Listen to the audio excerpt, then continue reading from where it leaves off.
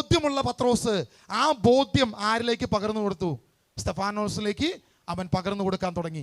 ഈ പകർന്നു കൊടുത്ത കാര്യം ആര് സ്വീകരിച്ചു? സ്തെഫാനോസ് അതിൻ്റെ പൂർണ്ണതയിൽ സ്വീകരിച്ചു. അതിനുശേഷം സ്തെഫാനോസിന് ഒരു പ്രവചനവും കൊടുത്തു. അല്ലയോ സ്തെഫാനോസെ, ഗോതമ്പ് മണി നിലത്തു വീണ് അഴിയും, അപ്പോൾ അത് അനേക ഫലങ്ങൾ പുറപ്പെടുവിക്കും. ഇത് ആര് പറഞ്ഞ ഉപമയാണ്? ആര് പറഞ്ഞ ഉപമയാണ്? യേശു പറഞ്ഞ ഉപമയാണ്.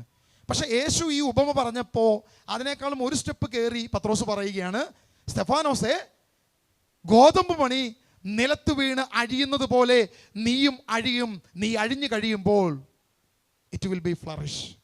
അത് പൂക്കാൻ തുടങ്ങും, അത് അനേകമായി മാറാൻ തുടങ്ങും, അത് വലിയ ഫലങ്ങൾ പുറപ്പെടുവിക്കും, ഇത് പൂക്കുക തന്നെ ചെയ്യും എന്ന് പറയുക.